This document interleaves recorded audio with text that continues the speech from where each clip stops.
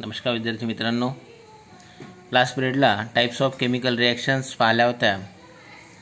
Combination reaction, decomposition reaction, displacement reaction and double displacement reaction. या पिरियडमध्ये आपल्याला endothermic and exothermic रिॲक्शनबद्दल discuss करायचं आहे. एंडोथर्मिक रिॲक्शन कशाला म्हणायची आहे आणि एक्झोथर्मिक रिॲक्शन कशाला म्हणायची आहे. तर टाइप्स ऑफ रिॲक्शनमध्ये कॉम्बिनेशन आणि डिकम्पोजिशन रिॲक्शनचे काही एक्झाम्पल पाहिले होते आपण. फर्स्ट एक्झाम्पल पाहिलं होतं, इथे दिलेलं आहे CaCO3 on heating gives rise to CaO plus CO2. Single रिॲक्टंटपासनं दोन प्रोडक्ट जर फॉर्म होत असेल तर त्या रिॲक्शनला म्हटलं होतं आपण डिकम्पोजिशन रिॲक्शन. तर ॲक्च्युली या रिॲक्शनमध्ये काय होत आहे, कॅल्शियम कार्बोनेटला हीट केलं जात आहे. कॅल्शियम कार्बोनेटला हीट केल्यामुळे फॉर्म होत आहे calcium oxide plus carbon dioxide. आता ही प्रोसिजर होण्याकरता किंवा केमिकल रिॲक्शन होण्याकरता इथे हीटची गरज आहे. त्यामुळे हीट कुठे येणार आहे, इथे रिॲक्टंटमध्ये येणार आहे. तर ज्या रिॲक्शनमध्ये हीट पुरवली जाते किंवा हीट रिॲक्टंटमध्ये येते त्या रिॲक्शनला म्हटलं जाते एंडोथर्मिक रिॲक्शन. फर्स्ट एक्झाम्पल जे दिलेले आहे इथे CaCO3 plus heat gives rise to CaO plus CO2 हे एक्झाम्पल आहे एंडोथर्मिक रिॲक्शनचं. याच्या अगदी अपोजिट दुसरं एक एक्झाम्पल पाहिलं होतं आपण, calcium oxide plus water gives rise to CaOH/2 plus heat. हे एक्झाम्पल पाहिलं होतं आपण कंपोजिशन रिॲक्शनमध्ये. When two or more reactant combine to form a single product is called this type of reaction is called a combination reaction. या रिॲक्शनमध्ये काय होत आहे, कॅल्शियम ऑक्साईड आणि वॉटर कंबाईन केल्यानंतर CaOH/2 फॉर्म होत आहे आणि हीट रिलीज होत आहे. तर ज्या रिॲक्शनमध्ये हीट रिलीज होते किंवा हीट प्रोडक्टमध्ये येते त्या रिॲक्शनला म्हटलं जाते एक्झोथर्मिक रिॲक्शन. फर्स्ट एक्झाम्पल झालं एंडोथर्मिक रिॲक्शनचं आणि सेकंड एक्झाम्पल झालं एक्झोथर्मिक रिॲक्शनचं. एंडोथर्मिक रिॲक्शनमध्ये हीट पुरवली जाते तर एक्झोथर्मिक रिॲक्शनमध्ये हीट रिलीज होते किंवा बाहेर येते. त्याला म्हटलं जाते, तो टाईप आहे exothermic reaction. Now next topic is that rate of chemical reaction. Rate of chemical reactions आपल्याला पाहायचं आहे. तर rate of chemical reaction, chemical रिॲक्शनचा रेट. केमिकल रिॲक्शनचा रेट म्हणजे काय असते ॲक्च्युली, तर केमिकल रिॲक्शन किंवा केमिकल प्रोसेस होण्याची जी स्पीड असते, काही केमिकल रिॲक्शन्स फास्ट होतात तर काही केमिकल रिॲक्शन्स स्लो होत असतात. मग ही जी प्रोसेस असते किंवा जो टाईम पिरियड असतो केमिकल रिॲक्शन होण्याकरता, फास्ट किंवा स्लो ज्याला म्हणतो आपण, त्याला म्हटलेलं आहे रेट ऑफ केमिकल रिॲक्शन्स. मग आता हा जो रेट आहे केमिकल रिॲक्शनचा, हा रेट कशावर डिपेंड असतो किंवा कशाचा रेट जास्त राहील तो कशावर डिपेंड असतो ते आपल्याला इथे पाहायचं आहे. इथे दिलेलं आहे पहा, it can be seen from the above example, some reactions are completed in short time, that is occur rapidly, while some other required long time for completion, that is occur slowly. It means that rate of different reaction is different. प्रत्येक वेगवेगळ्या रिॲक्शनचा rate जो आहे हा कसा असतो, different असतो. काही short टाईममध्ये होतात. some reactions are completed in short time and or occur rapidly, लवकर घडतात. तर काही some other require long time for completion. काहींना जास्त वेळ लागतो. तर हा वेळ कशावर अवलंबून असतो त्याला म्हटलेला आहे rate of chemical reaction. This rate of chemical reaction is depend on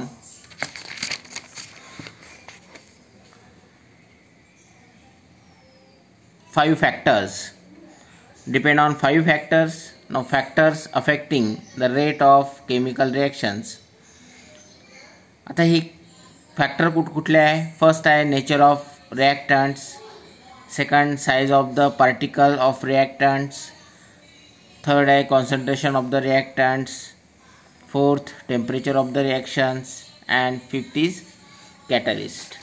first nature of रिॲक्शनवर कशा पद्धतीने डिपेंड असते रेट ऑफ रिॲक्शन ते पहिल्यांदा पाहू. नेचर ऑफ रिॲक्टंट्स मीन्स काय तर इथे एक्झाम्पल दिलेलं आहे on reaction of both aluminium and zinc. दोन्ही मेटल्स आहे. Reaction of metal aluminium and zinc with dilute hydrochloric acid.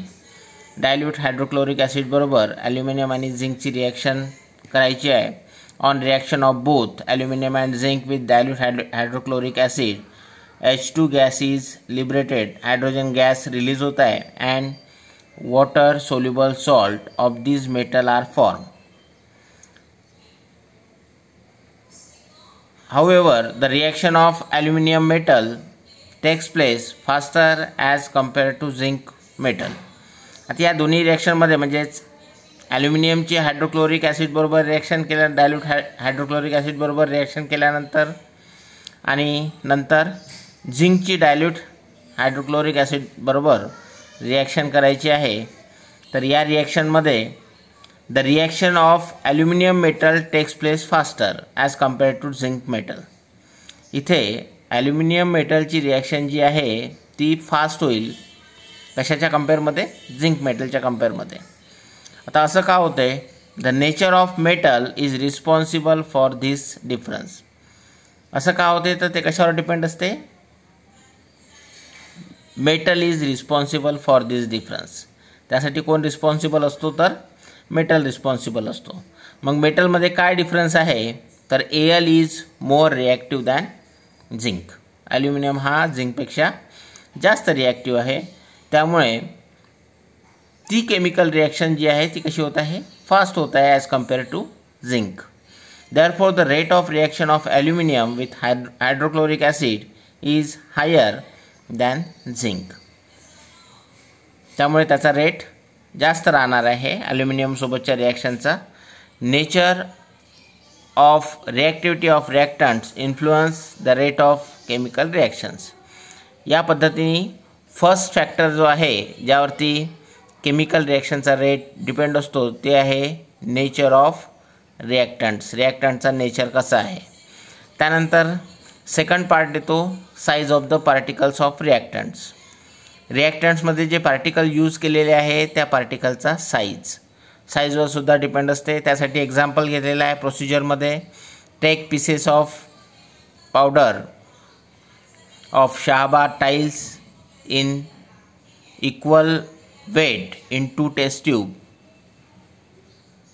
Add 10 ml dilute HCl in each of the test tube. Observe where efficiency of carbon dioxide is formed at a faster or slower speed.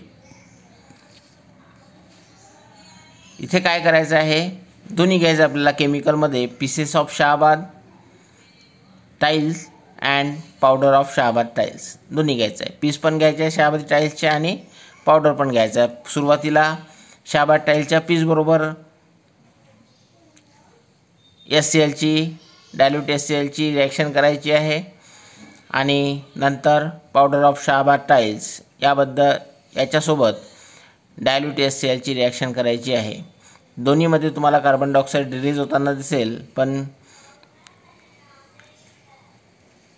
दोन्हीमध्ये जर comparison केलं the above observation indicates that the rate of reaction depends upon the कुठली reaction सुरुवातीला होईल. You must have found the above activity that CO2 effervescence is formed slowly with the piece of Shabat tiles while a faster speed with the powder. कुठल्या रिॲक्शनची speed जास्त राहील इथे, तर जिथे आपण पावडर यूज करत आहे शाबाट टाईल्सचं त्या रिॲक्शनची speed as compare to pieces of Shahabad tiles यापेक्षा जास्त राहील. म्हणजेच इथे परत सेकंड जो फॅक्टर आहे केमिकल रिॲक्शनवर अफेक्ट करणारा, साईज ऑफ पार्टिकल ऑफ रिॲक्टंटच्या पार्टिकलच्या साईजवर सुद्धा तो डिपेंड राहणार आहे. साईज जितका कमी तितकी रिॲक्शनची speed fast.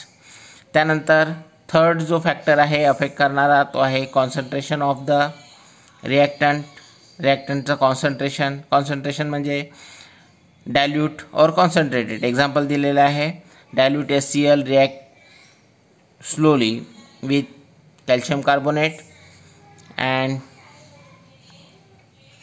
disappear slowly, and CO2 also liberate slowly. On the other hand, the reaction with concentrated HCl takes place rapidly at CO3 disappear fast. Dilute HCl आणि concentrated HCl चा जर तुम्ही use केला तर दोन्हीमध्ये तुम्हाला डायल्यूट HCl आणि concentrated HCl जर कॅल्शियम कार्बोनेट सोबत जर रिॲक्ट केलं तर कार्बन डायऑक्साईड रिलीज होईल. इथे सुद्धा डायल्यूट HCl ची आणि कॅल्शियम कार्बोनेटची जी केमिकल रिॲक्शन होण्याची स्पीड जी आहे ती स्लो राहील as compare to concentrated HCl and calcium carbonate. म्हणजे ते डिपेंड करत आहे कॉन्सन्ट्रेशनवर. कॉन्सन्ट्रेटेड HCl ची सोबत होणारी स्पीड जास्त राहील. Concentrated acid react faster than dilute acid, which means that rate of reaction is proportional to the concentration of reactants. Now fourth factor is that temperature of the reaction. टेम्परेचरवर सुद्धा speed depend करते आहे. While studying decomposition reaction, you have carried out the decomposition of limestone. In this activity, the lime water does not turn milky before heating the limestone. Heat केल्याशिवाय ते milky होणार नाही because of zero rate of reaction. From this, it is learned that rate of reaction increases in increasing the temperature. म्हणजे temperature सोबत rate of reaction सुद्धा काय होत आहे, इन्क्रीज होत आहे. Therefore, the fourth factor which affecting the chemical reaction is temperature. टेम्परेचरवर सुद्धा chemical रिॲक्शनची स्पीड डिपेंड करते. टेम्परेचर जितकं जास्त असेल तितकी प्रोसेस लवकर होईल किंवा फास्ट होईल. Now last and fifth factor which affect on the chemical reaction is catalyst. Catalyst कुठला यूज करत आहे रिॲक्शन होण्याकरिता, त्या कॅटलिस्टवर सुद्धा त्या रिॲक्शनची स्पीड डिपेंड असते. आता कॅटलिस्ट कशाला म्हटलेलं आहे, the substance in whose presence the rate of chemical reaction changes without any causing any chemical change, it is called a catalyst. ज्यामुळे केमिकल रिॲक्शन घडते ज्याच्या प्रेझेन्समध्ये त्याला म्हटलेलं आहे कॅटलिस्ट. त्यामुळे स्पीड केमिकल रिॲक्शनची स्पीड कशावर डिपेंड करते, कॅटलिस्टवर सुद्धा डिपेंड करते. तर असे 5 फॅक्टर्स आहे which affecting the chemical reactions. First is nature of the reactants, second size of the particles of reactants, third is concentration of the reactants, fourth one is temperature of the reaction, and fifth is the catalyst.